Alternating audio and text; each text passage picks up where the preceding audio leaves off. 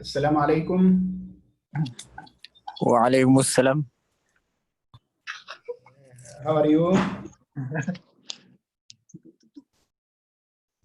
All are okay?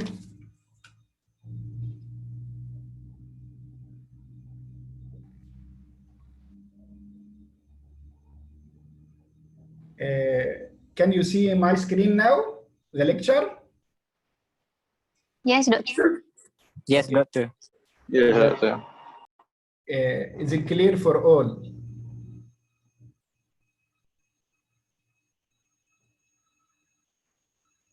Okay, so let us start today about a common and an important disease of childhood. We are trying to collect some important lesson for that. So let us start by al-Kitab, and then I will start my lecture. After that, you are going to present your OSCE, and we will do final conclusion, inshallah, and the questions.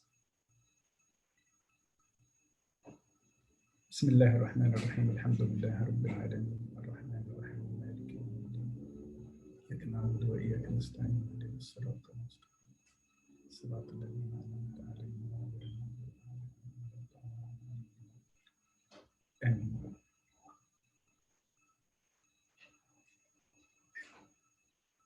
This important slide, as you can see now, speaking about the causes of death among children under 5 years. Okay. Can you hear me? Yes, doctor. Yes, doctor. Okay. Can. What is the importance of this slide? Really, you must know soon. It will be less than 1,000 a day. You will find yourself responsible for the life of others, if you did good or bad. At the same time, you will find yourself attending a regular meeting known as mortality and morbidity meeting. Okay, mortality and morbidity meeting. You need to be asked according to the case, either in your department or in your hospital, or even over the state or over all Malaysian, about your case, what you did. So that to be professional is the most important. The second thing, don't forget that Allah is the most important to answer his questions, because Allah knows everything, even if you hide anything. That's why we can see that the diarrhea and the pneumonia representing the most common cause of death. In spite, we are seeing these cases a lot. But sometimes if we are not so meticulous to diagnose the severity of the disease and our role for intervention, really it can cause either mortality or morbidity. Okay? So let us go for diarrhea. What is the definition of diarrhea? It is either the fluidity or the volume and the frequency. We can divide it like many diseases. You must ask yourself, is it acute or chronic? For diarrhea, to say is it acute, it will be less than 2 weeks. To say chronic diarrhea, and we have a lot of diseases which can cause chronic diarrhea. The most famous one is irritable inflammatory bowel syndrome. Inflammatory bowel syndrome, like ulcerative colitis and Crohn's disease. Acute or chronic is different between different system or different disease. to said, is it acute cough? It will be, anyone can answer? Acute cough and chronic cough.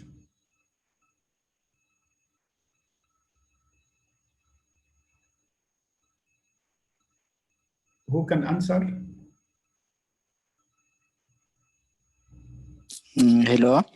Yes. I try. Yes. Acute cough. I think it is less than 3 weeks.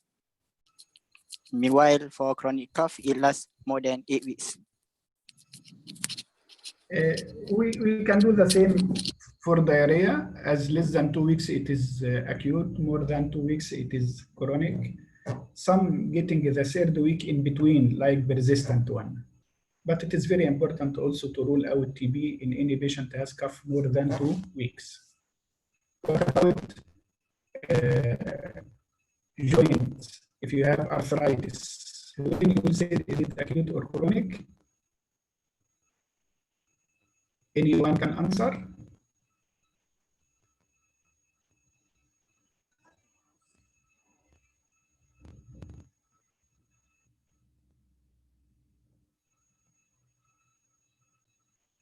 Arthritis.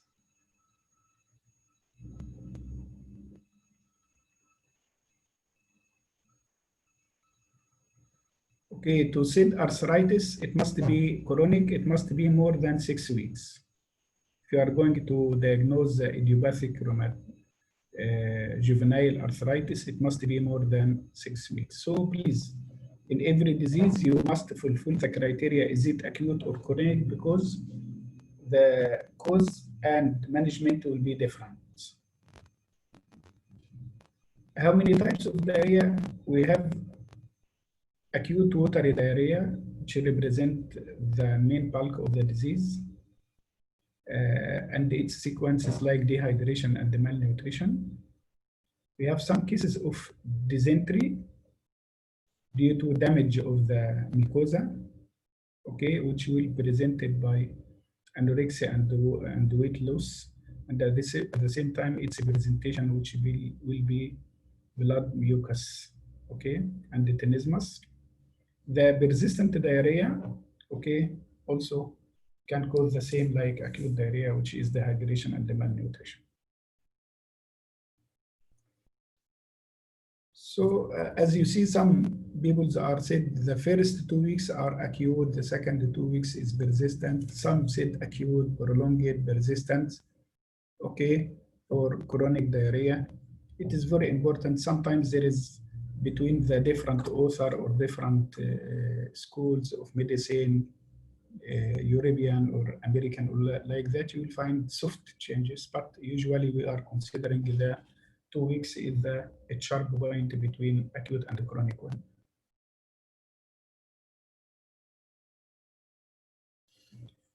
What is the causes?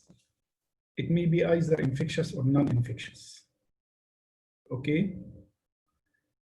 And it is very important, if you said infectious, to say, is it from the gastrointestinal tract itself only, which is known as intral, or from other system and presented in the gastrointestinal tract? So we said it is parenteral.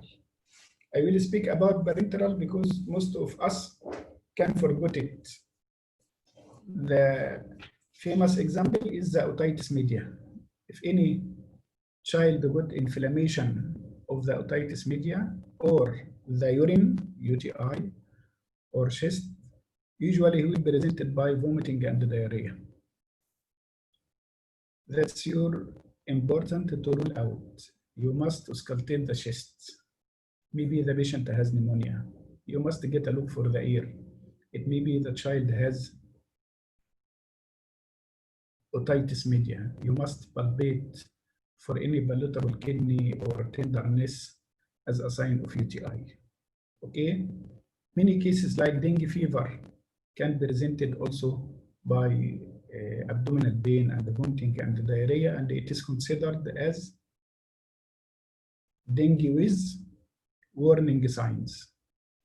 So it is very important, please. Your responsibility number one is to rule out any parenteral cause. If we ruled it out, we are going to consider for the enteral, what can be the cause? Is it viral? We have a lot of viruses, which is also the main bulk here. Don't forget that the rotavirus is the most famous one, but other even respiratory like adenovirus and the enteroviruses can cause. And don't forget, please, some details about the rotavirus because it is the main problematic virus in small infant. We have now vaccination, which is not in the standard schedule until now, but it is very important vaccine. Okay, which must be given a bit early from the 6 weeks, and it is not advised to give it after 6 months. They said it can precipitate interception. Okay, and its beneficiency at the time is not so high. Can be bacteria, don't forget the most common, okay, which is the Salmonella, Escherichia coli, Shigella, or even some bacteria like cholera, which can cause diarrhea, which is watery one. You must take care about that. Watery and looks like white or rice water diarrhea. And usually the patient will be severely dehydrated in spite you are offering him IV fluid. So we do it at the top, not because it is the most common cause, but it is most dangerous. At the same time, you must, common is common. Remember that one. Common is common, but don't forget the uncommon. Like a case of COVID, the first one who suspect and diagnose, he may save a lot of people. Okay. Then it can be parasites like Entamoeba, Hostilitica, Gardia lampilia, Candida, Ascaris. All these also can affect them. Don't forget in your mind that food poisoning can be a cause of symptoms of AGE, but it is different. And food poisoning have an important table. You must come back to see it. What is the type of bacteria which affect when the presentation will occur, within how many hours from ingestion of this one. And don't forget that there is some toxins which can be life-threatening, like botulism. So all this, now we have infectious, either parenteral, either enteral, either food poisoning. Okay. We have non-infectious causes, which contain a lot. The most famous one is cow milk allergy, lactose intolerance, and malabsorption syndrome, like cystic fibrosis and others. From that one, if we need to write the causes, we'll find it a lot. It can be rotavirus, adenovirus, it can be bacteria, Salmonella, Escherichia coli, Shigella, cholera. It may be parasite like Entamoeba hostilitica, candidiasis. It can be parenteral like otitis media, pneumonia, UTI, dengue, other like typhoid fever. It can be non-infectious like malabsorption, okay, cow milk protein. So it is a lot of cases. How can I come to the diagnosis? This is the art of getting history. Okay? It is very important to have that art.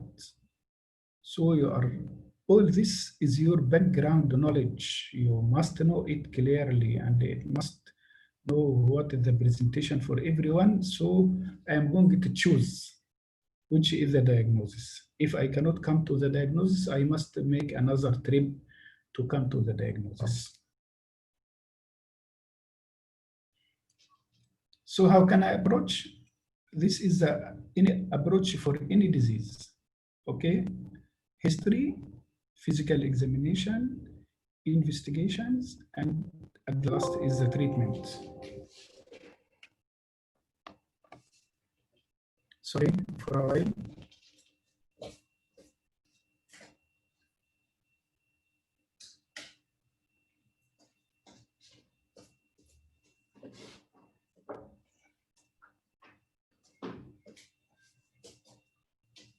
Hello? Can you hear me? Can Please, let me feel that you are around. The first one, if you saw any patient, you must got some clinical skills, which is very important.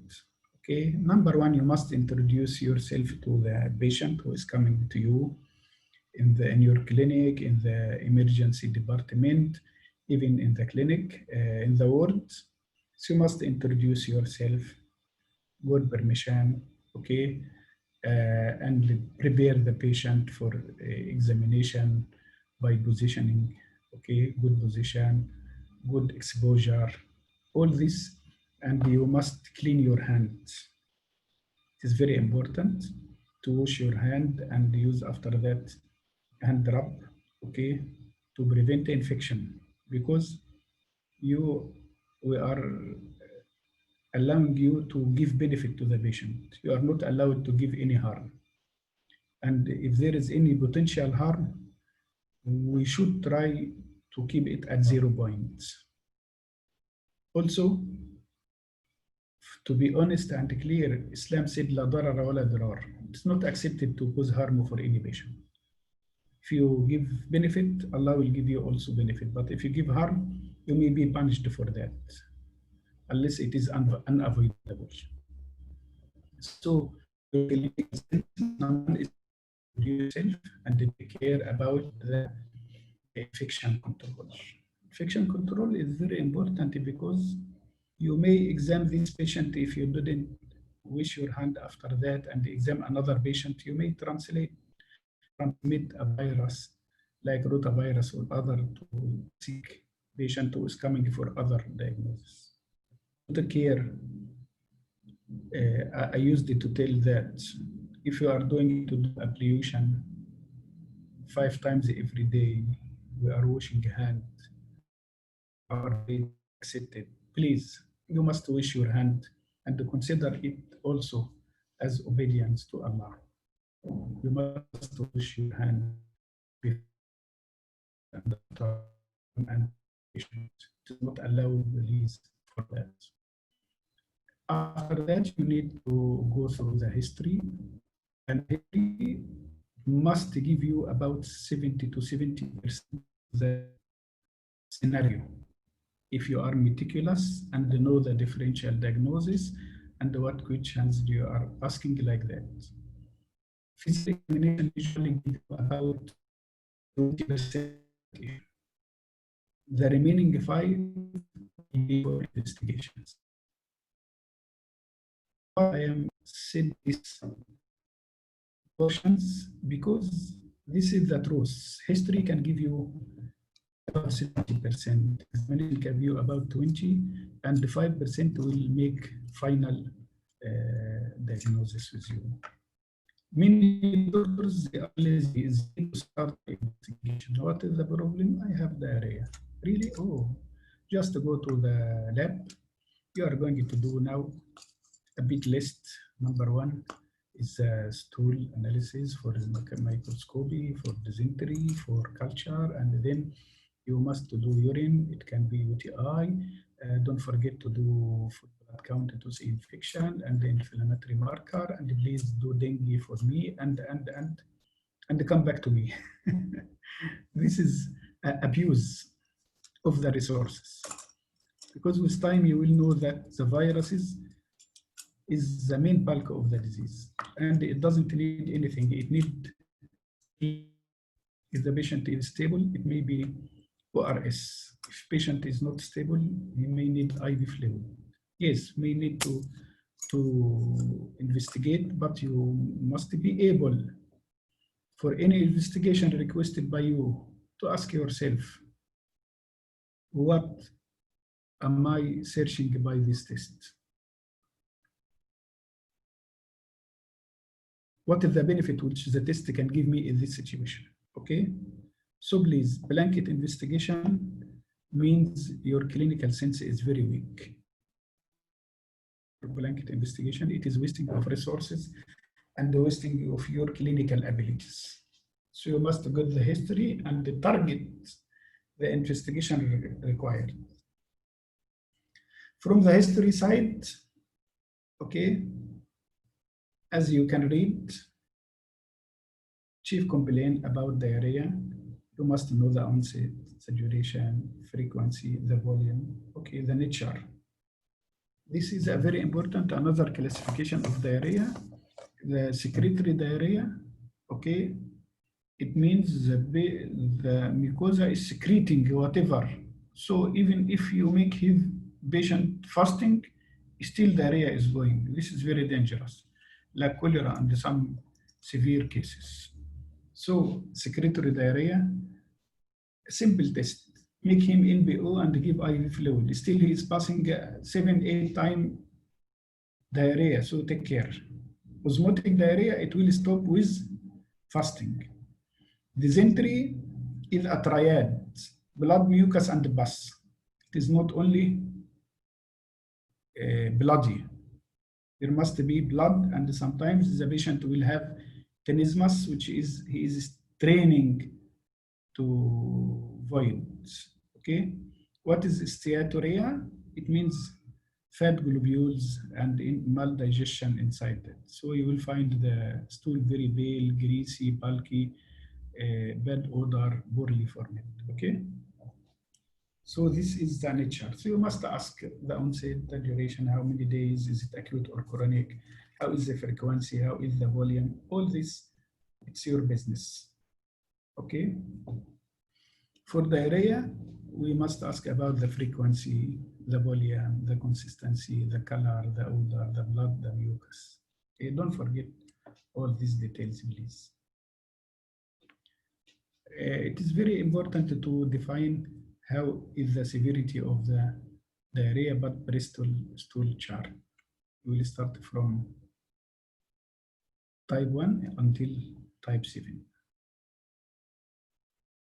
Is it clear? Yes, doctor. Yes, doctor. So you must be able to answer. Bristol stool, how much is it? 1, 2, 4, 5, whatever. You must be able to answer that one.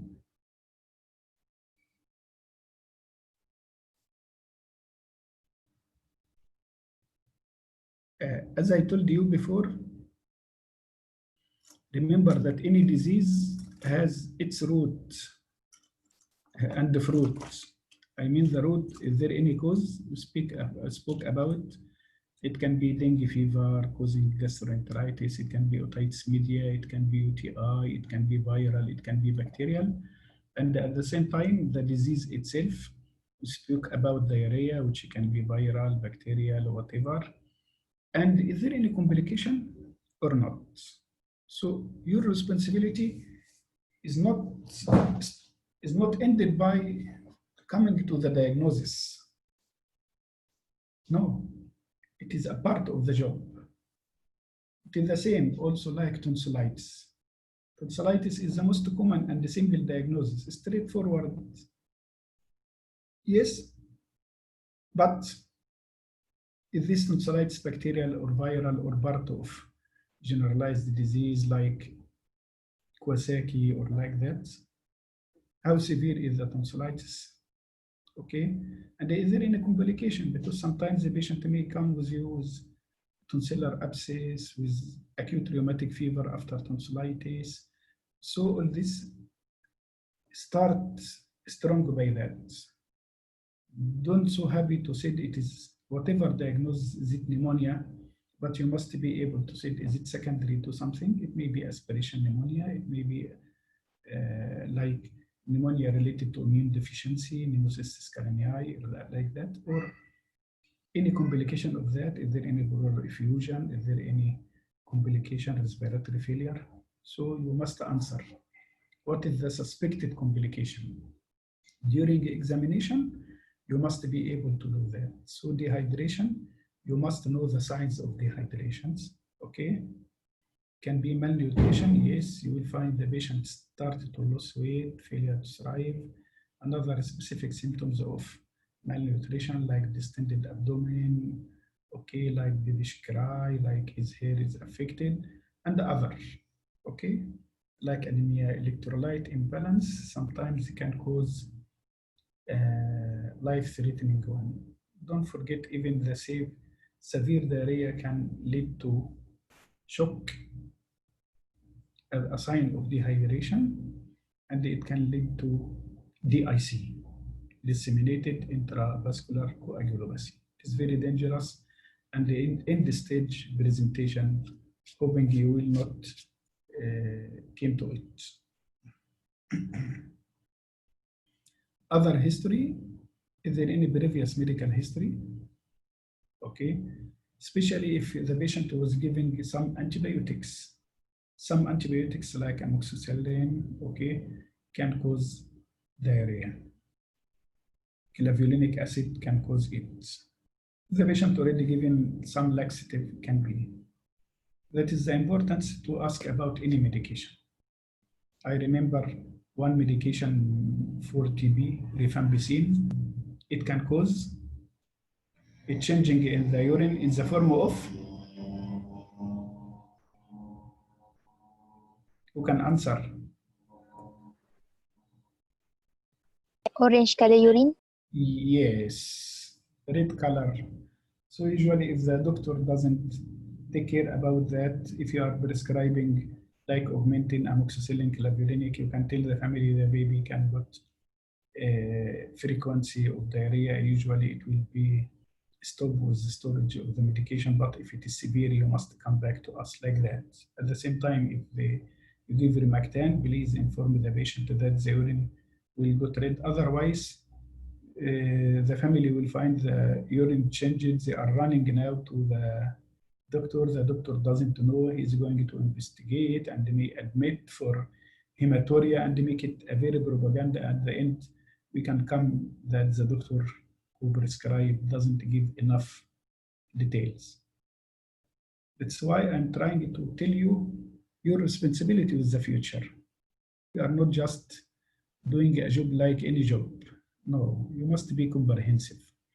As I told you now, number one, what is the root of the disease? It can be nephrotic syndrome secondary to SLE. Okay? The presentation of nephrotic syndrome itself has many details. It is steroid responsive or non-responsive. What is the problem? And what is the complication of the disease? We must know the complication. Now we are speaking even complication of the treatment can cause. So please try to be comprehensive. You are not competent at the level of UIE or even at the level of Malaysia. You must be competent global. If you need to tell I am a good Muslim, you must be more competent, please. The Muslim doesn't accept to be weak by any way. Okay, diet is very important. If the patient has some food allergy or egg allergy or like that, you must ask about the maternal. If the patient has artificial formula, how she is preparing, because it can be the cause for infective diarrhea. The family also is very important. When you ask, is it the child alone or many members of the family are affected? It can be food poisoning, it can be infectious. Okay, is there any history of chronic diarrhea like inflammatory bowel disease or cystic fibrosis? It is very important. Social, very important. Why? It can give us an idea about maybe the cause of the water supply or sewage disposal. It is very important. But at the same time, social history mustn't be forgotten anytime. Okay, at least the mother, the family have a near clinic or not. What about the affection of the child? He has exam or not? What about the mother? Can attend her job or not? So you must know about the cause and the effects. Because sometimes you need to give them help, to give them a certificate that the child need to be admitted to the hospital. It is everything have its income. So please try to be comprehensive. After history, you are coming to the physical examination. Suppose the history will give you about 70 to 75%. The physical examination, okay. Number one, you are concentrating on the dehydration. Why? Because the dehydration can kill the baby. Diarrhea itself cannot. As I told you, some people have chronic diarrhea like inflammatory bowel disease, and they are living between us. They need some medication, and the difference is that they are going to toilet some more than others. But they are living. But if acute in children, and as I told you before, the composition of a child is more water than adults, maybe 80% or more, up to 80%, 85% is water. So if he loses considerable amount of water, he is easily deteriorated and got severe dehydration, which can cause a lot of complication like septic and septic shock and like that. So number one, conscious. So he is not in a shock. Okay. Is there any irritability, which is the starting point? If he is lethargic and weak, very important. If you find the patient pale and jaundice, it means that the patient has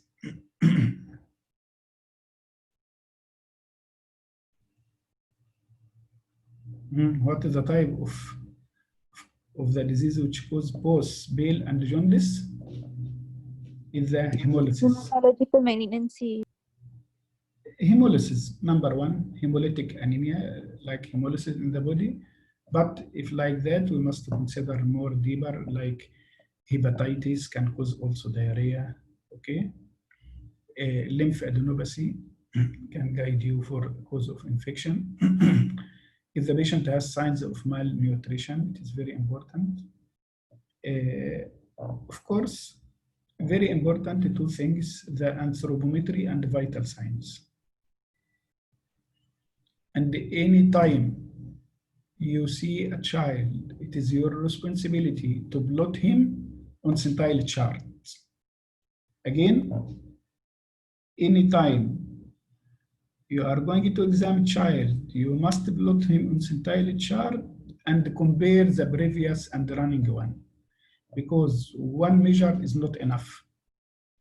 It is not enough at all to go to one centile chart and you will find it enough to comment. As I used to tell you, I have two patients came to me, one after the other. The first one, I put him in centile chart. I found him on the 5th centile, 50 centile. But when I come back to the history, I found his previous measures is 10. So the patient now is improving. So I will congratulate the family. Hopefully your child now is improving. I'm very happy. He's catching weight now. He is improving. Then the second patient came to me. He is in 50 centile, 5th centile. When I revised before, he was 97. So he's losing and he's crossing the centile by more than 2. Any time you have crossing centile by more than 2, you must be very, very cautious. It may be something dangerous.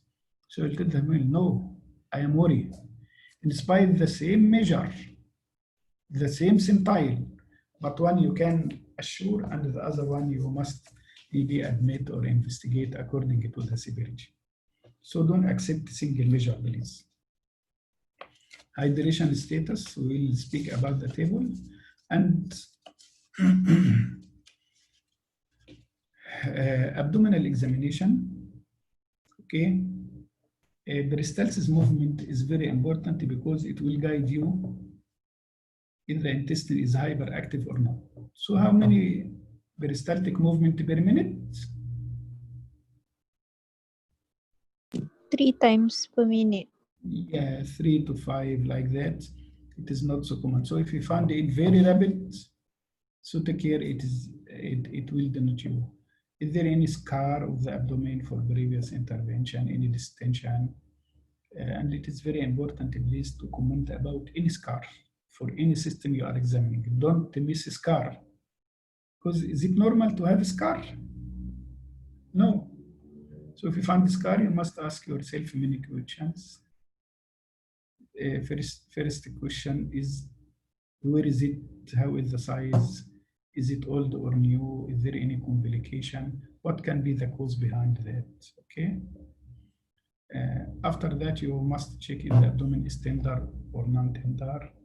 Is there any rigidity? It can be sometimes the inflammation inside the abdomen can irritate and cause diarrhea. Is there any mass? Okay. Bowel sound also. I used to tell you need always to examine the diaper area, but not in adolescent. Okay. Need preparation and permission. Because you may find some excretion at the perinatal area, you may see worms, you can put any other problem, and you may be able to see yourself what is the characteristic and the odor of the stool if the patient just pass motion. It will guide you also. So you need to examine the diaper in case of any abnormality like diarrhea or even anemia. If you find the patient with anemia, you are going to ask yourself, is it hemolytic anemia? Yes. So the urine will be red. So I can see the diaper. Is it cholestatic anemia? Yes. What is suspected? The stool will be pale, cholestasis. So please, diaper or bumpers can guide you for many points in the diagnosis. This is the hydration status, please. You must copy and paste in your mind. Okay? Is it mild or moderate or severe? Okay? And remember, this may be for young children. For eldest one, it may be the percentages is different. It is not 5, wait until more than 10 to say, is it severe? Sometimes you are making it like 3, 7, and below 3, between 4 and 7. If more than 7, we can consider it severe. Okay, but important what the appearance, and you must start from up down anterior fontanelle, especially before 18 months, because at 18 months most of the babies have closed anterior fontanelle. Examination of the eye, is it sunken or not? Is it tearing or not? What about the cyst? What about the mucous membrane? Then you are coming through the vital signs. Okay, we are coming to vital signs, and remember, please, that vital signs are vital. It is very important. It may be the pulse if the patient got tachycardia. It may be the first sign of shock. The respiration also can be signs of deep respiration as a metabolic acidosis. Blood pressure, if you start to be low, so you are going now for uncompensated shock.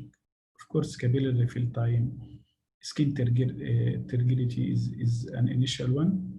Don't forget to ask about the urine output from the history. If the mother told you, my child used to pass 5 times diarrhea per day, now he only passed once or 2 in whole days, you must take it seriously.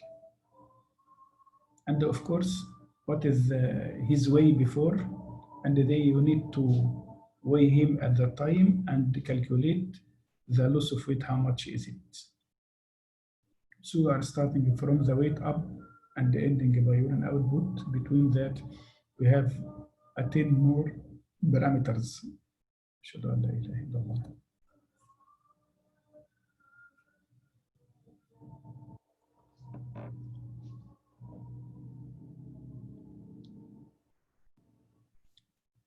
Is it clear? The other Yes, table? Yes. Please copy paste. Don't forget that in any patient with dehydration, with diarrhea, you must ask yourself, how is the dehydration status of him? As I told you, the diarrhea is not the cause of death, it is the dehydration. Dehydration, in spite it is simple, but it can cause perirenal failure. If you didn't diagnose and give the treatment, it can end by renal failure. And how it is bad if there is delayed diagnosis for a child until he lost his kidney and spent his life doing dialysis. Anyone can accept this for any lovely person? I think no. So every patient with diarrhea, you must be able to answer. Just revise this until the end of Azan. لا حول ولا قوة إلا بالله العلي العظيم.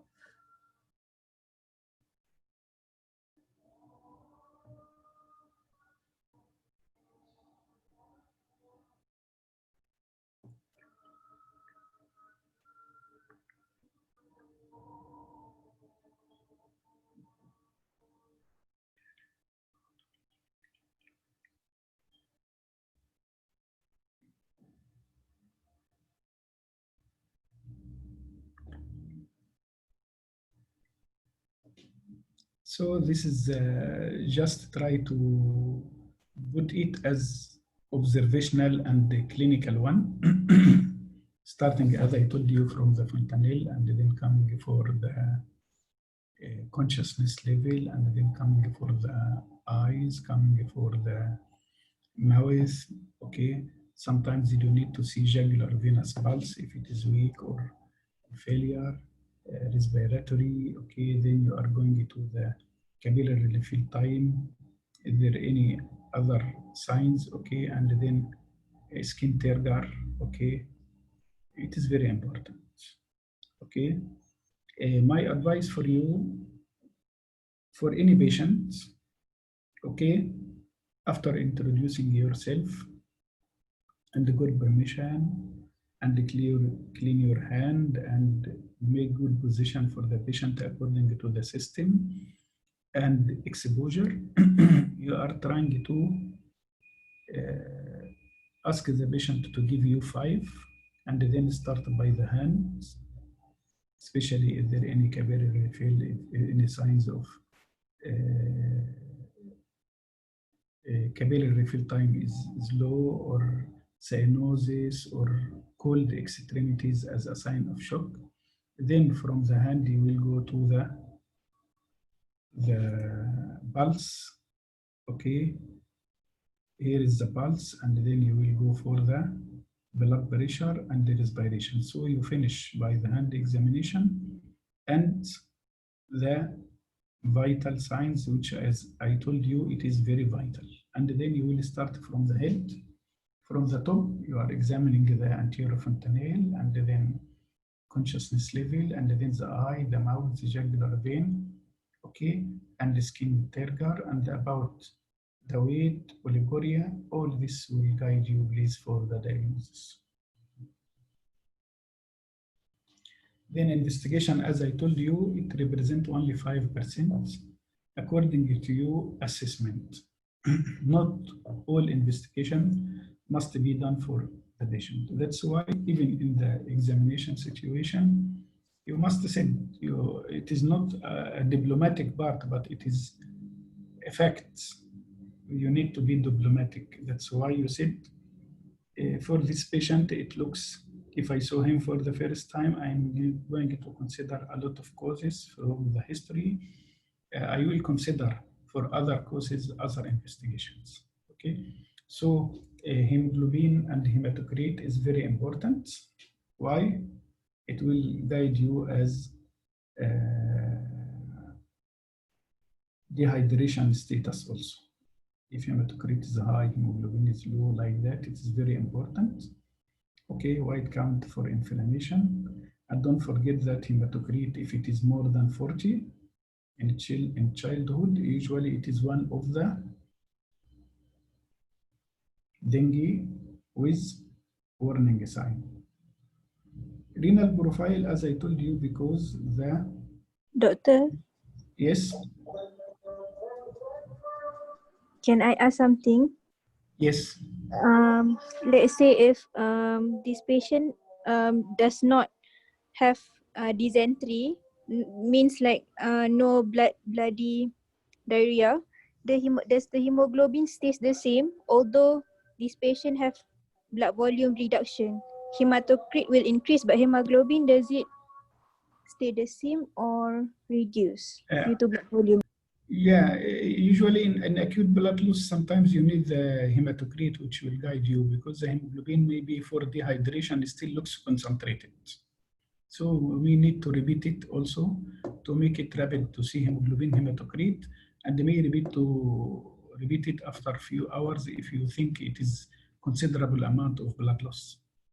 Because dysentery, usually it is minimal amount, but if it is like intussusception, surgical cause, it can affect.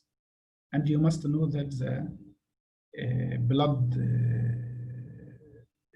amount for every patient, like in infant, we are giving about 80 ml per kilo. Okay, so if he lost a considerable amount, it is very dangerous. Yes, you are right.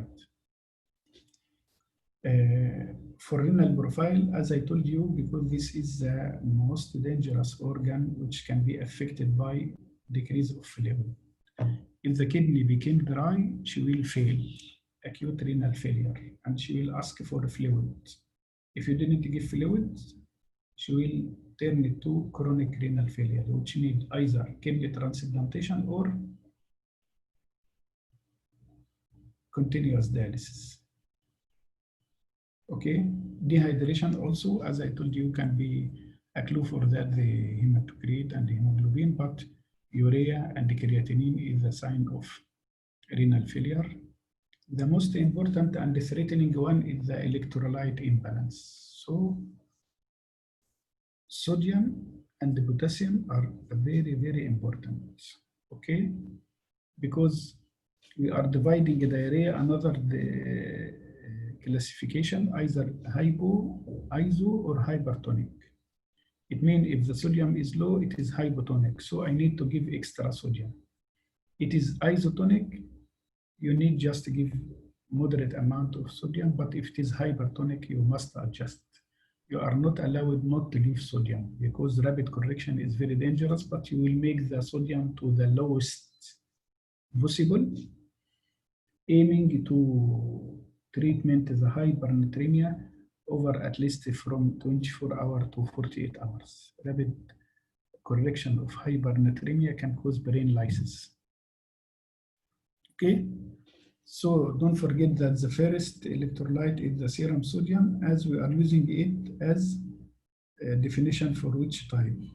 Also potassium. Why potassium? If there is severe hypokalemia, it can cause paralytic ileus.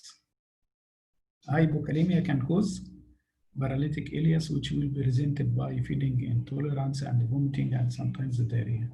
So take care about that, please. Okay. Of course, culture and sensitivity if suspected. Blood gas must be suspected if severe dehydration of the patient or shock, in shock. Of course, stool, and that is my advice.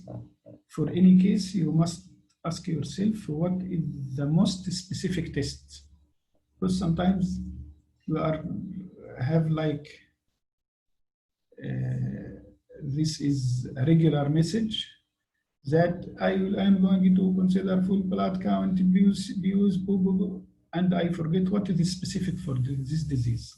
So specific here may be the stool investigation for microscopy, for ovacysts like that, for culture to tell me is there any dysentery, if chronically ill, if you compromise, all this must be very important. Stool pH and the reducing substance, it will help you in lactase intolerance, okay? Sometimes you need to consider the fecal fat if the patient has chronic diarrhea or signs of malabsorption. Of course, if it is chronic, may consider colonoscopy if it is inflammatory bowel disease or whatever the cause. And it is not only urine, but to rule out other causes like UTI. If I suspect it is UTI, I need to do urine. If I suspect it is dengue or pneumonia, I may consider chest X-ray. That is the issue. Okay. Here, another definition about the types of dehydration. The most common one, which about 75%, is the isotonic. Hypernatremic, it may be up to 15%. Hyponatremic is up to 10%. So please don't forget, because here in hypertonic, which is very dangerous, remember that if sodium is very high, it is very dangerous. If sodium less than 120, the patient can get convulsion and even choke. Okay, that's why we are speaking for anyone about the benefit of ORS, which is considered a very simple fluid, but it is life-saving. Because the patient will lose with his diarrhea two things, water and electrolytes. Okay, if the mother giving enough water to him, so it will make more disturbance of the electrolyte. That's why we have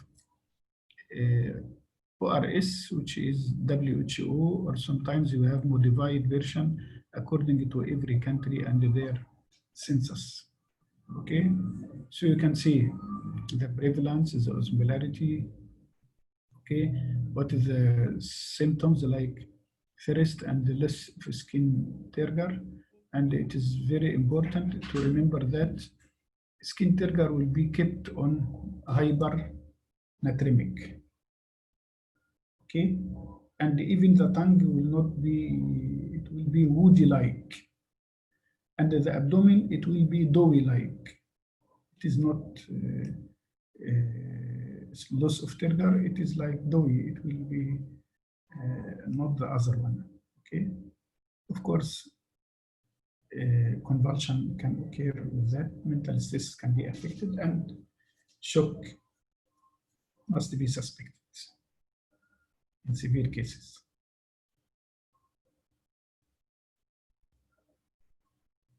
So now it is an important thing.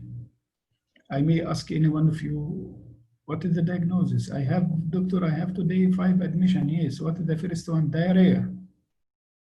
It is better to tell me diarrhea acute or chronic. So it is acute diarrhea with moderate or severe dehydration.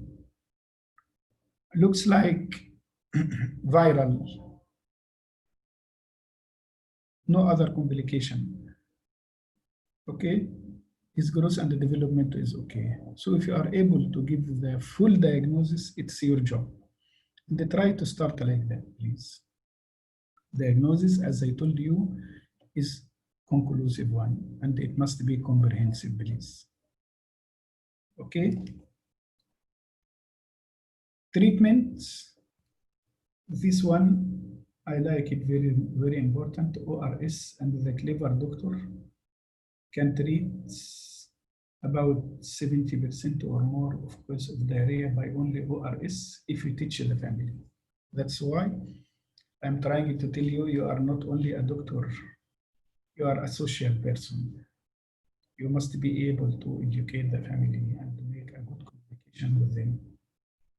Okay, ORS in itself, if you calculate, the child needs like 5 to 10 ml per kilo for every motion, and try to tell the mother your baby have lost this amount and we are trying to compensate. Please don't give it rapidly because the child may vomit.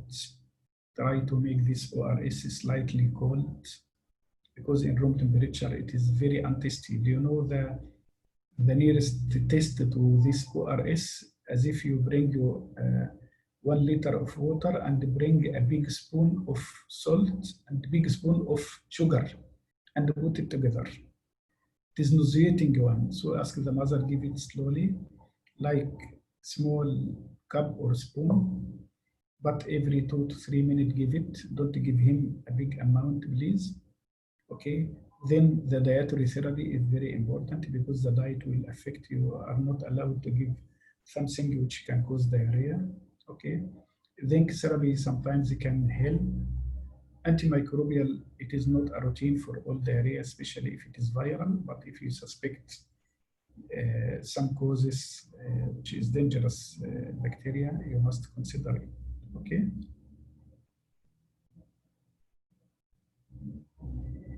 This is an important one, how we can judge and can select our treatment. If the patient has no hydration or mild, if the patient has moderate, if the patient has severe. So his clinical condition will be appear with us. His eye like that. So this patient can drink, give him drink.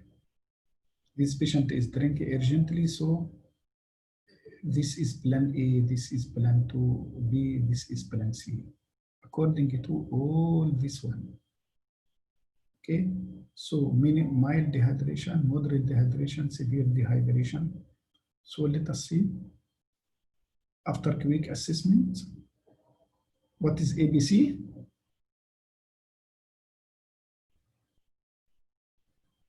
What is the ABC? Airway, breathing, circulation. Okay, it is not the ABC juice.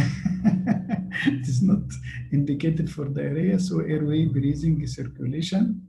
Okay, any signs of shock, and then if the patient need resuscitation for dehydration, like if he need bolus, like 20 ml per kilo, if he looks to have circulatory failure. Okay, but here, if it is mild, it is plan A, we can treat at home. But take care, because if you have some patient like Orang Asli, you are afraid if he came back, sometimes he may be deteriorated, or you feel that the mother cannot understand the relation. So sometimes we may decrease the threshold of admission or discharge according to the social situation. If we found a family who are educated and can understand and they are so near, we can go forward. But if you feel that the patient or risk, the mother is uneducated, so you cannot care for the child, it is better to admit. But usually for the mild one, treat at home by extra fluid, okay, and continue feeding, but not the feeding which can cause diarrhea, and advise when turn back. This is known as like action plan. You must be able to tell every patient what is the action plan he must go. So you must give him the knowledge. Your baby have mild diarrhea. He is not dehydration. It is very mild and he still can take orally. Please give him extra fluid, not water. Okay, you can give him apple juice. You can give him some soap like that, but don't make it water because it will disturb. Okay, you can give him continue his feeding as usual, but be far from the food which can cause diarrhea, and when you must come back to me. Okay.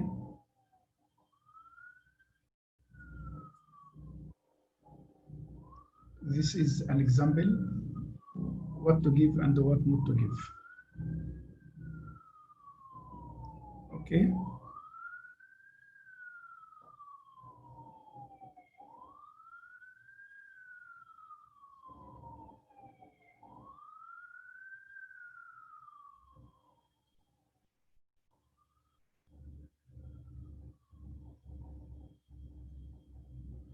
So this is the composition of the electrolyte. I think you will present for me the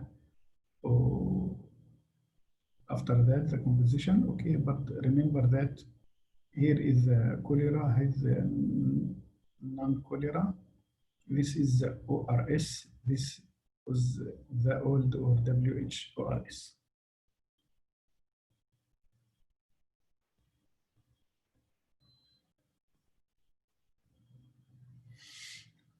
Please, you just finish your basic medical science and you must remember all this because it will help you how to manage. Okay, as you can see now, it is a cycle of pathophysiology which can be intestinal, between intestinal fluid and the the lumen, and how is the cycle of sodium and other electrolytes are going. Okay, that's why it will guide you what's your action.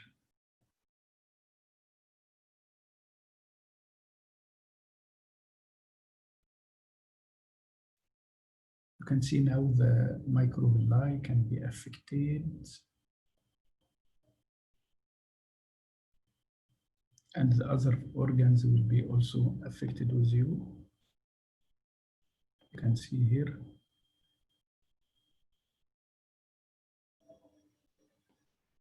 Okay, can you see now? Yes, doctor. Yeah, so it is very important to revise your pathophysiology for each disease, please.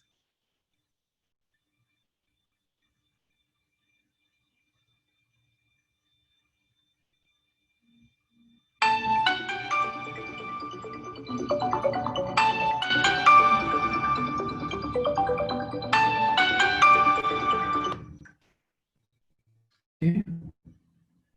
So that is the difference between secretory and osmotic diarrhea.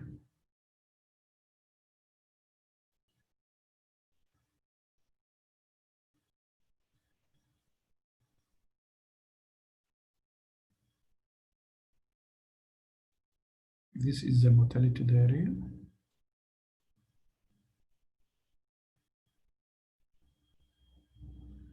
Now we are speaking about plan B, which is treatment with ORS. Okay, from 50 to 75 ml per kilo. Okay, as I told you, don't push because the patient may start to vomit. Okay, and how you are calculating. Okay, and reassess after 4 hours and clarify dehydration status.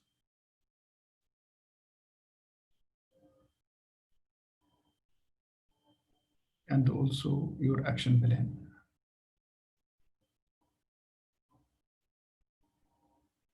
When I'm going to use IV fluid, in case of severe unconscious or continuous rapid loss of stool, frequent or severe vomiting, the patient cannot retain any fluid. So what is the benefit to give him oral? So he must go for IV fluid. Even poor oral intake may be sometimes considered as indication for admission. Abdominal distension, it means the potassium may be low, okay, and if there is any glucose malabsorption. Plan C, admit and treat as soon as possible. Start intravenous fluid. If you don't have, you are going to for intraosseous. Usually we are using the anterior tibia just below the tibial tuberosity. Now we have like gun, which you can insert the intraosseous and give fluid until the patient escapes the shock. Then you can pick line. We are giving boluses of 20 ml per kilo, okay, of normal saline, or some can use ringers, okay, and re-evaluation every time, okay, and then you are going to calculate the fluid deficit plus maintenance. So you are calculating now total fluid required is the fluid deficit minus the fluid given during gestation plus the maintenance divided over 24 hours. So now this is the deficit, this is the maintenance, okay? Remember that for babies below 6 months, we are giving them 150 ml per kilo. After 6 months, we are giving about 100 to 120, okay? Usually we are calculating the maintenance. After that, for the first 10 kilo, we are calculating by 100. From the second 10 kilos, it will be 50 ml per kilo. And then after 20, it will be 20 ml. Am I clear? Let us do one calculation. If the patient is 15 kilo, so how much I'm going to give him for maintenance?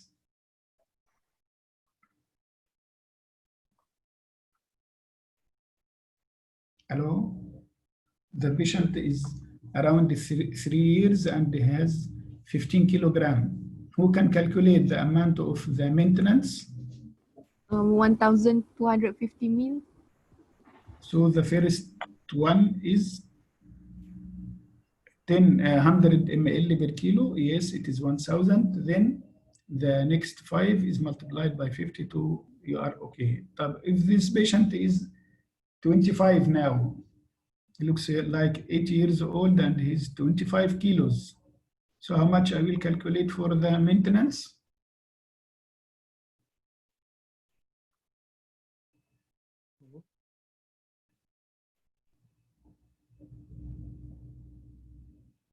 $25 kilos. 1,600 milliliter. So the first one, first 10, it will be 1,000. The second 10 kilo is 500. So now we have 1,500, and then I have 5 multiplied by 2. So you are right. So that's why you must calculate it. And then the fluid deficit. So this patient needs this amount. How much is the percentages of dehydration? Can be either multiplied by 1,000 or just calculate the body weight in gram. Okay? At this you are knowing how much is the fluid deficit. And the maintenance. Please, gastroenteritis in most of the cases is acute self-limited illness. Diarrhea and vomiting in infancy and childhood is usually due to viral, as we spoke about, especially the rotavirus. Fluid replacement with ORS is the mainstay of management. Breastfeeding should be continued, but formula feeding should cease until recovery, especially if we suspect any complication from its side. Antibiotic and antiemetic agents are not used regularly unless there is indication. Okay? Because antiemetics can cause some effect, but you may be obligated to give like step dose if the patient has severe. But antibiotic is not used as a regular one. Okay? I think now it's your rule. You need to ask any questions before starting your case, Oski.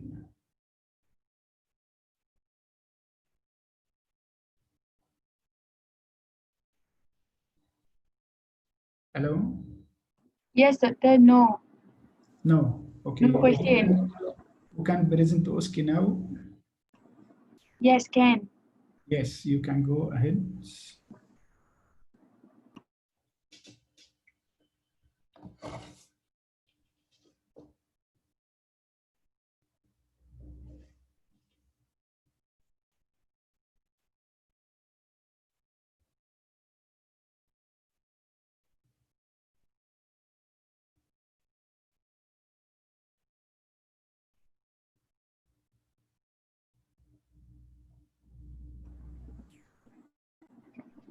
Doctor, Yes. we cannot project the slide because it mentioned here that you cannot start screen share while the other participant is sharing. Okay, let me try to stop my chair. I don't know how. I'm trying to come back to stop it. So can I stop my sharing? Should I close it here? Okay now? Yes, okay. Is as stopped. Okay.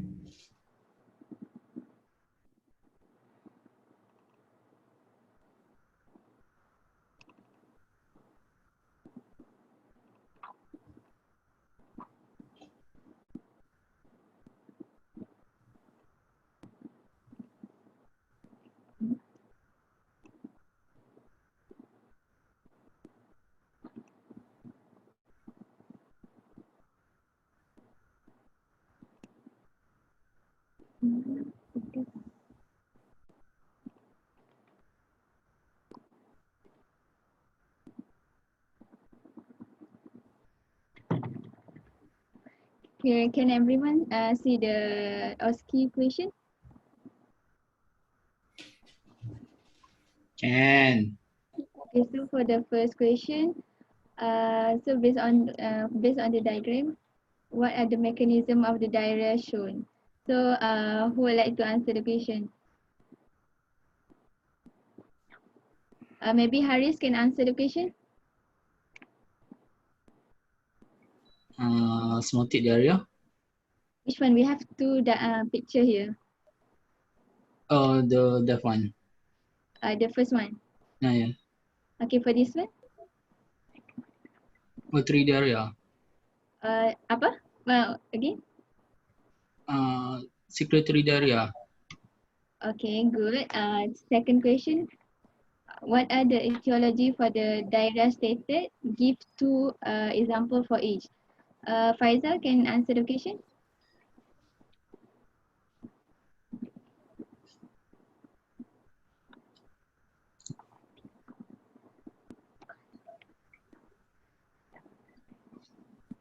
Faizal?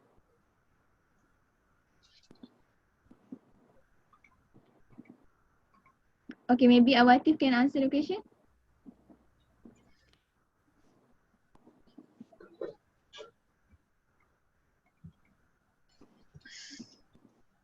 Hello.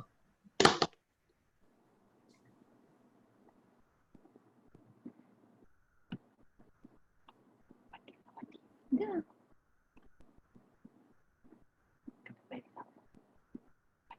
Nur Syafatin, can you answer the question?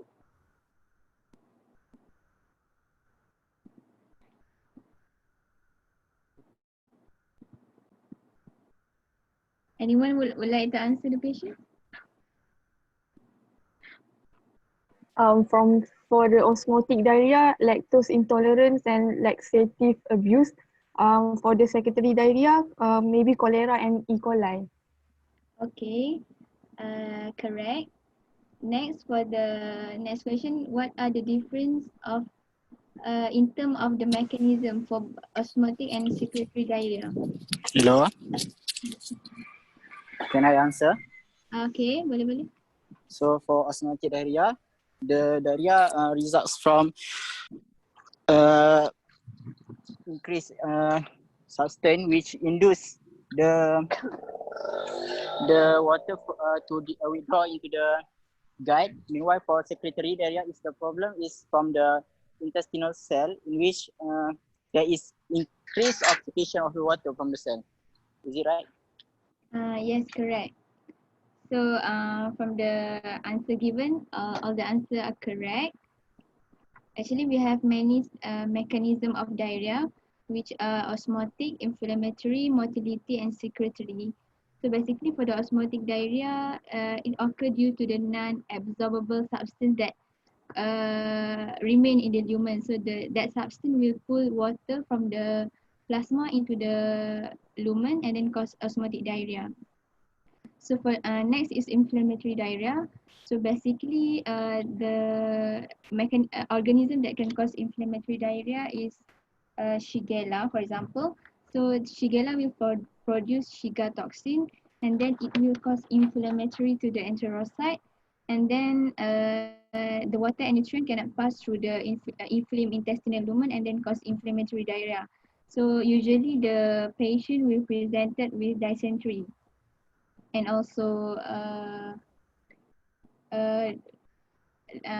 diarrhea. Okay, next is motility diarrhea. For example, in inflammatory bowel disease and also thyrotoxicosis, which the mechanism of the motility diarrhea, the content of the bowel cannot move too quickly for normal water absorption to occur, and then the transit time will be reduced, and the motility diarrhea will occur. And then for the secretory diarrhea, for example, cholera, Clostridium difficile, the mechanism is that the organism will produce a toxin and then it will stimulate the enterocyte to actively secrete more water and also electrolyte into the lumen. So secretory diarrhea will occur. Okay, next question. Who would like to answer the question? Fani? Wait, I read first. Okay. You can eat louder. Loud. 6 years old boy admitted with 10 to 15 large quantity of watery stool in a day and decreased urine output. He had an episode of convulsion just before coming to the hospital. The weight was 10 kgs previously, now is 8.8. On examination, altered sensorium and no focal neurological deficit investigation revealed. Sodium, is it increased? Low. Sodium is low. Low. Sodium low, potassium, No much. Potassium and bicarb is normal. potassium, so hyponatremia. What is the diagnosis? Gastroenteritis. Acute What is gas. the cause first? Acute gastroenteritis. Okay, thank you, Fani. Okay, the next question, number 2. Zaki Iqbal. Hyponatremia. Hyponatremia, okay, correct. So the exact diagnosis is acute watery diarrhea with severe dehydration and also hyponatremia. So based on the lab investigation, the sodium is low, which is the normal range for the sodium level in children is 135 to 145. And then for the second question, due to the hyponatremia, the patient can develop generalized tonic-clonic seizure. Okay, for the next question, Maya Shazana. What is the mechanism of ORS? How it's work in maintaining the hydration status of diarrhea patient? So basically these salts are conjugate with glucose. So then when the salt is absorbed together with the glucose, so the water will eventually follow the glucose. Okay, good Maya, thank you. Okay, so basically the mechanism of ORS, usually the function of ORS is to replace the fluid and also salt loss in diarrhea and also to restore water balance to the cell. But we have to bear in mind that the ORS will not kill the organism, but it will sustain our hydration status. So the function of the sodium is to act as co-transporter for the glucose absorption, and then when the sodium absorbed, automatically the water will also be absorbed into the blood circulation. And also glucose will provide energy, and the content of the potassium in ORS is to stimulate appetite. Okay. And then for the other way to maintain hydration status at home, beside ORS, actually this question is already stated in doctor's slide just now. So this is the recommended and not recommended example for on how to maintain the hydration status at home. So we can proceed with Fatinuzul.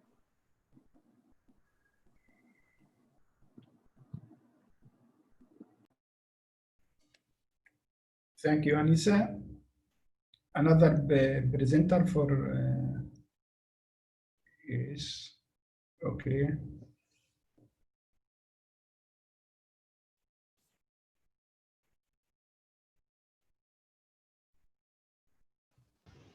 Hello. Yes. Can you hear me? Is my voice clear? Yes. Yes, can. Okay. Can you see the?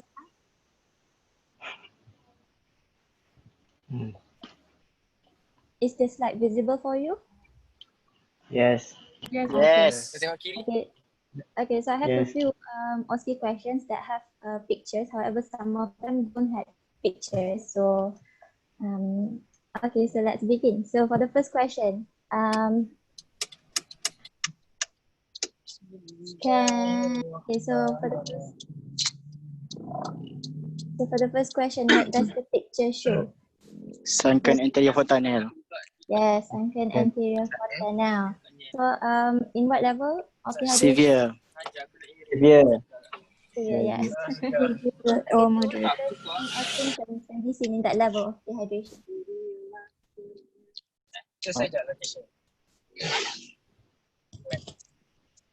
Hypotensive.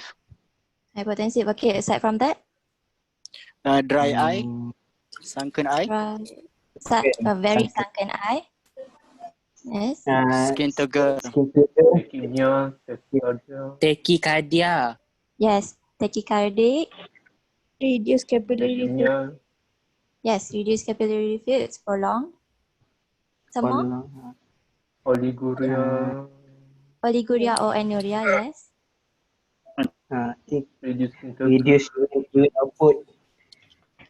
Yes. Oliguria or anuria. We have some more signs of symptoms. Rapid breathing. Rapid breathing. Reduce. Yes. Acute need. So reduce.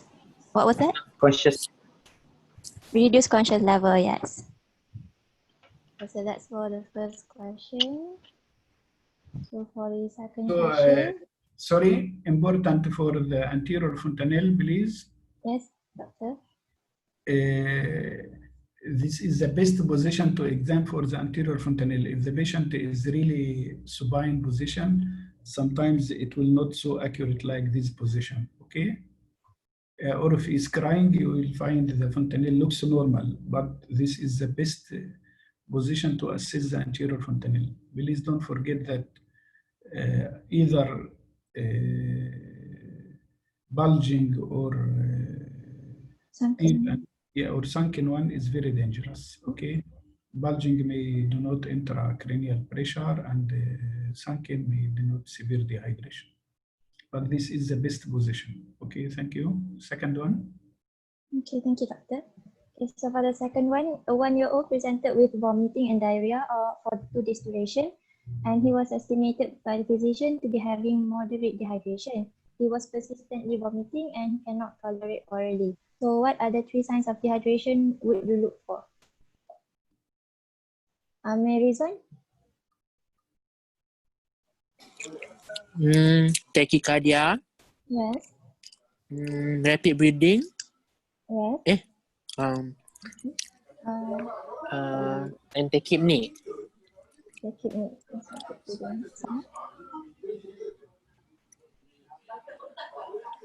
Sorry?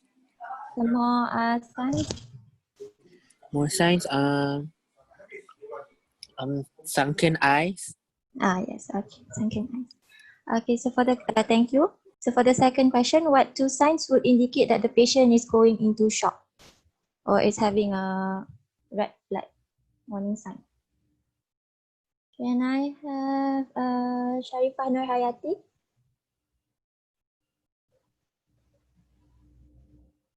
Hello, can you hear me? Yes. Okay. The second question. Yes, second question. Tachycardia and hypotension. Yes, okay, true. And aside from the tachycardia and hypertension, the patient can also have a severely altered conscious level or he is unconscious. Okay, so thank you. So for What the is third question. more? No, there is one more indication of shock, which is? Oliguria. Yes, but one clinical one, the CRT, capillary refill time. Okay, so please, for shock, remember that we have how many types of shock we have? We have compensated and decompensated. So the compensated, you are going to check the pulse, which is slightly increased. The capillary refill time is a bit prolonged. Maybe the general consciousness is slightly affected. Okay, but if you leave the patient until the pulse rate is very high and the blood pressure now started to low, so it is the time of decompensated. And you know what is decompensated? Sometimes you are not able to restore it again.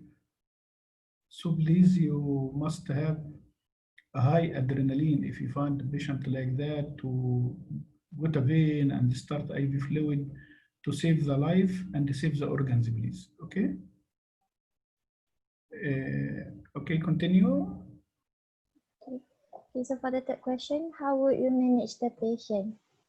Okay, so the patient is having moderate dehydration and he is persistently vomiting and he cannot tolerate orally. So, how would you like to answer the third question? Plan B, which is treat the dehydration with the ORS and then wait for 4 hours and then reassess the patient for the dehydration status. Okay, yes. Doctor, I have a question regarding this question, even though I'm the one who created it. How do you mean by 4 hours? You will leave him for 4 hours after bolus? Or you mean with maintaining the fluids? I'm sorry, I'm not sure. No, it is very important. You are giving a bolus for resuscitation if there is signs of impending shock. After that, you must calculate the fluid deficit and calculate how much you are giving per hourly and start that. And you must do repeated evaluation even hourly, not to leave the patient after 4 hours. He may be, if he sees secretory diarrhea like that, he may progress very rapidly. Oh, so does it mean that for this patient, we give intravenous fluid therapy instead of orally ORS? Yes. Oh. Has resistant vomiting. He cannot tolerate oral, so you are giving it to you are going to start by a bolus and then maintenance and the deficit together. Okay, and close observation for the amount. As we speak before, for every motion, we must replace more fluids, so you must take care. Maybe vomit again 2 times and the passing motion to like 4 or 6 or 7 times. So all this is a consider for adjustment of the IV fluid, please. Okay. Okay. Thank you, Doctor.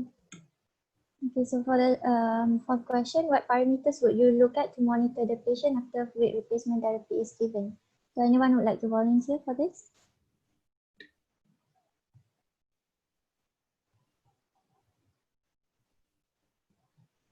Okay, I'll call some names then. Can I have Sarah Solfina?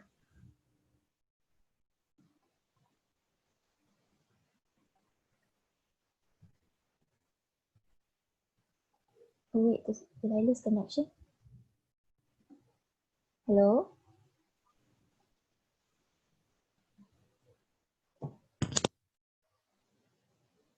Hello? Yes. Yes. Oh, okay, so I'm still here. Okay, okay. Okay, ada Hala? I don't know, but I think Okay. maybe we can look at the urine output. Okay. And then look also at the blood pressure. Okay. Aside from that, we can also look at the pulse and also the clinically we can look at the capillary refill time. So this is the answer for those questions.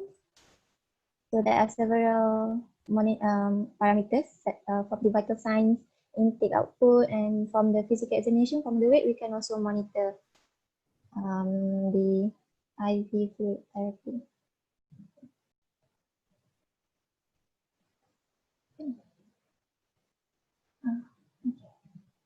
Okay, so for the third question, I have like a few more. So I'm sorry, so bear with me. Okay, a 5-year-old girl was diagnosed with acute gastroenteritis after having diarrhea and vomiting for 1 day. Her mucous membrane was dry and she appeared tachycardic and has slightly weak pulse. Her weight is 15 kilograms. So calculate the fluid deficit.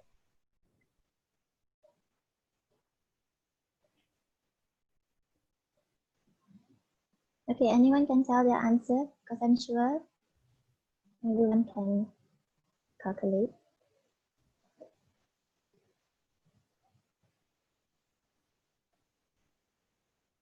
So Faizal, how to calculate the fluid deficit?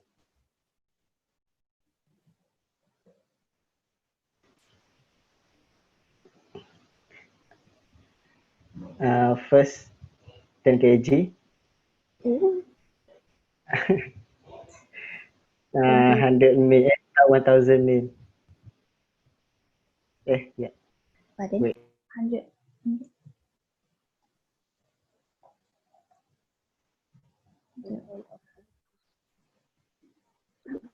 So anyone can answer?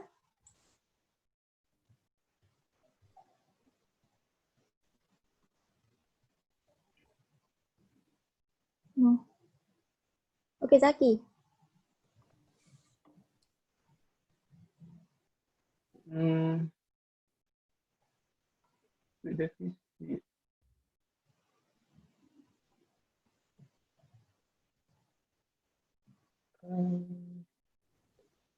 One.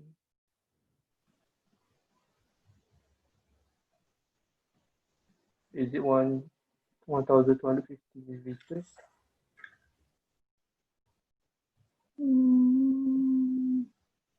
Yeah. Now you are calculating the loss, not calculating the requirement of fluid of the maintenance.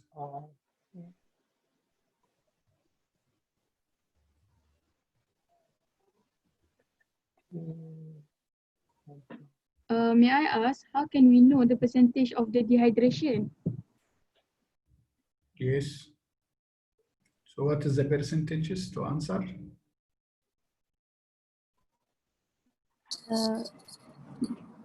About 10% maybe. Yes. But On the where rate, do you get 10% to? based on the classification, mild, moderate, and severe. Yes.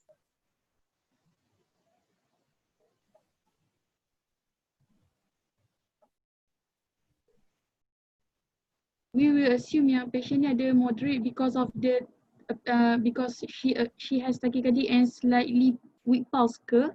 Yes, from the clinical presentation, we can classify whether the patient is mild, moderate, or severe. Then we'll look at, because every classification, they already put how many percentage of fluid loss. For moderate, in Nelson's pediatric, it says that 10% fluid loss. 150? Pardon? 150? 150. 150 mils, is it? Or 1,500? It's 1,500 because we got to multiply by 1,000.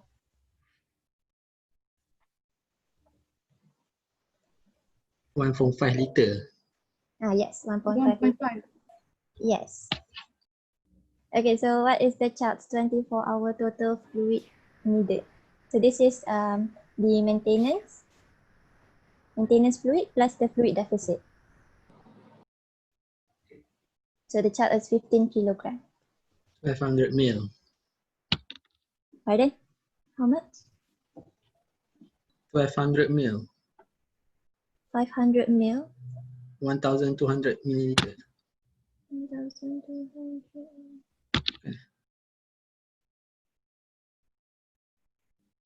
Did everyone? 1,250. 1,250. So that's the maintenance fluid needed. So you got to add with the fluid deficit. 2,750.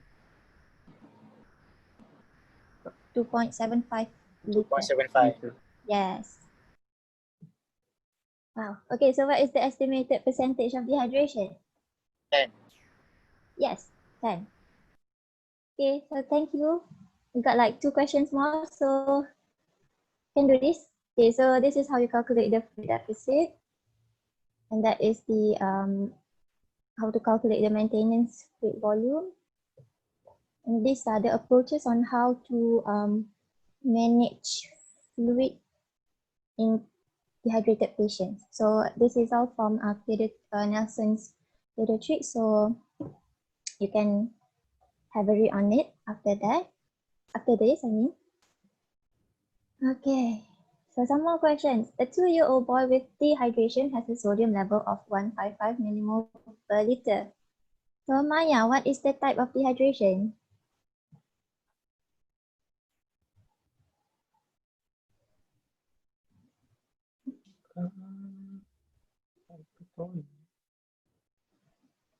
The sodium, is it a normal, high or decrease? Hypertonic, increase, high sodium. Okay, so it is hypernatremic dehydration. Hypernatremic. Hypernatremic. Okay. So in a patient with hypernatremic dehydration, so what is the limit of reducing the sodium level? Does anyone know? 12 millimole per day is 10. Itu. That's a little bit too much. 12 millimole per liter ke macam mana tu? Sorry, I tak berapa ingat. Tak ingat.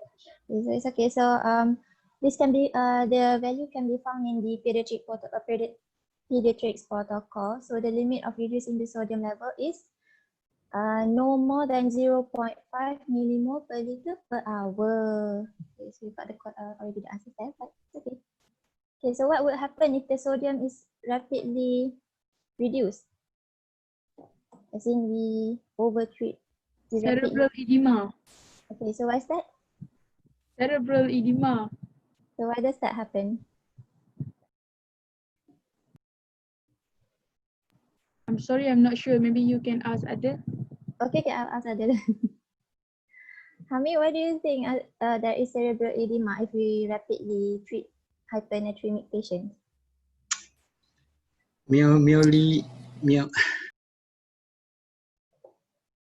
Sorry, I can't remember. I can't remember. Does anyone want to answer or do you want me to give you an answer? Sudden don't know.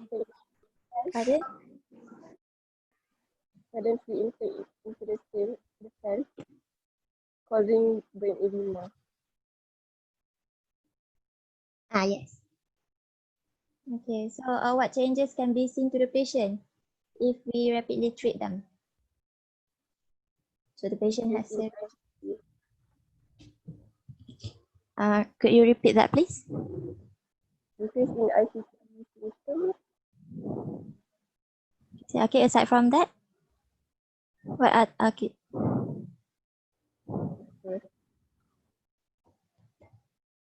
Okay, so the answer is cerebral edema. So yes, it's because there is a rapid decrease in the extracellular osmolarity. So the fluid from the extracellular space will move into the intracellular space, causing the brain cells to become very hypervolemic. Yeah. So possible manifestation of the resultant cerebral edema include altered mental status, seizure, and potentially lethal brain herniation. Okay, so for the last one, what is the similarity between these two solutions? Elimination. Pardon?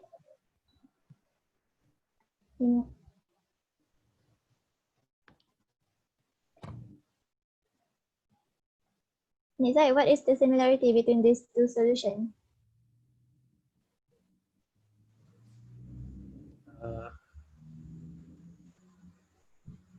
Yeah, both clear. Don't know.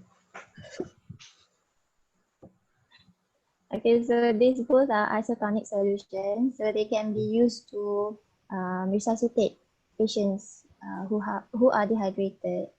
So solution in figure B is used with caution in which kind of patient?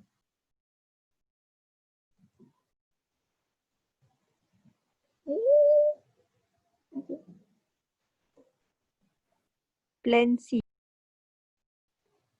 Plan C. Now, if you want to give ringer lactate solution, in which patient should we be cautious in case there is any adverse effect, complication that could arise from giving this to them? Is it in acidotic patient? Okay, that's true. Why is that? Because it contains lactate that can convert to lactic acid. Yes, that's true.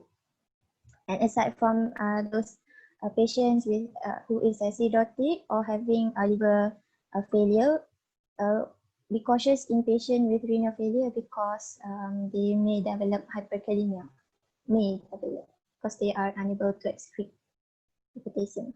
Okay, so what is the indication for intravenous therapy for children with diarrhea and vomiting?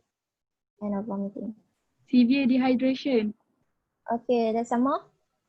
Unconscious child. Okay, some more? Glucose malabsorption. Okay. I think you got all the answers. Okay, so these are the answers. Continuing rapid stool loss, frequent severe vomiting, or can't tolerate orally. So that is it. So thank you very much for your participation.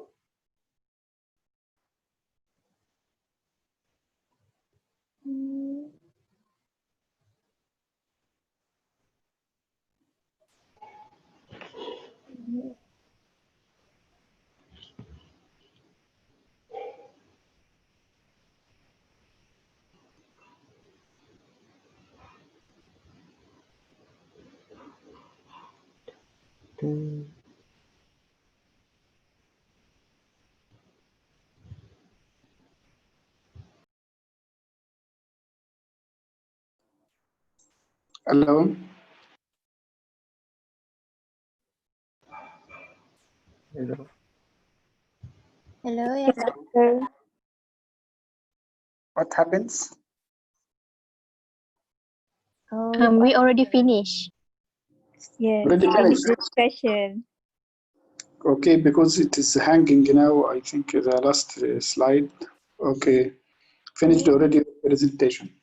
Okay, so thank you, Fatin, for this nice presentation. You must be able to know what is the available IV fluid and what is the indication and the limitation for usage of everyone. Most of the time you are coming back to the standard one, which is the sodium chloride, okay? But also may consider another like ringer's lactate sometimes if there is abnormal coagulopathy like this, okay? Do you have any questions?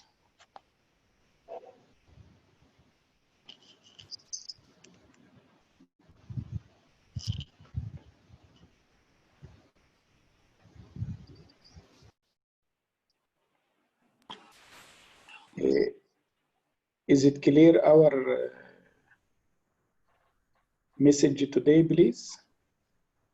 Yes, clear, doctor. Clear, doctor. Okay, so it is not just a simple diagnosis. What is the diagnosis? Diarrhea. It has a lot of details, and this is our responsibility, please. Okay. Hoping I see you starting strong, so you will continue, inshallah, strong.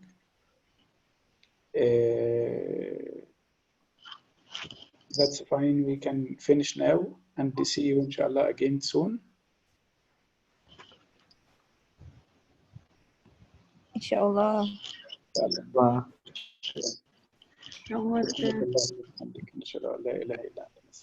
Thank you, doctor.